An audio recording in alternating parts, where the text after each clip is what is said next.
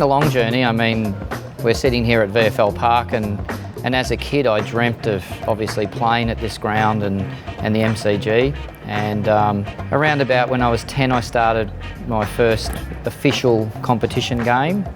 And I really basically lived and breathed it. I went to bed with a footy, I slept with a footy, I kept kicking it every moment of the day. Then that led me to a Division 1 club, which was Scoresby Football Club, and at that stage it was the Eastern Football League, and it was the strongest football league on this side of Melbourne. In those days we were basically zoned to the North Melbourne Football Club, so I had no choice but to go to North Melbourne. And so in 1982 I was basically in Arden Street training. I never got a game that first year. And then from 84 onwards I basically secured myself and then made the senior squad in 1986. He's going to move it up now to Metcalf, who kicked 2 quick goals in the second quarter. He's on target again, I think. It's a goal. Kick by Metcalf, another North Melbourne goal. What a great game of football we do have here.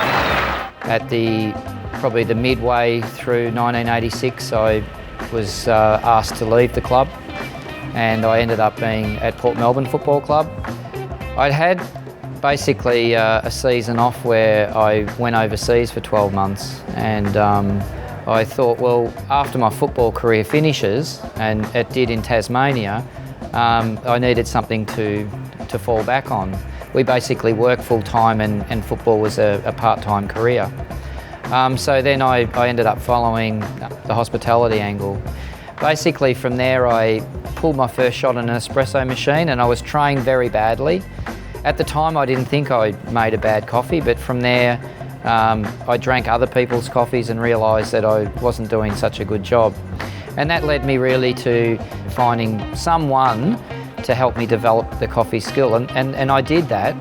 By the time 2000 came along I was already starting to compete and judge in the local Australian industry. In 2002 I was very fortunate to be invited by the Specialty Coffee Association of Europe to judge in a competition in Norway, in Oslo, and that basically started my international judging career. 2003 I represented Australia in the very first World Latte Art competition, which I managed to score very highly and came third. I started to actually be quite proactive with the World Barista Championship and submitted what I believed at that time a training program that we could actually accredit to judges worldwide. And from that period on, judges had to be accredited to actually sit in that role as a judge. So it's been a journey so far of nearly 20 years, and that part of the history's been terrific because what it has done is built a profile.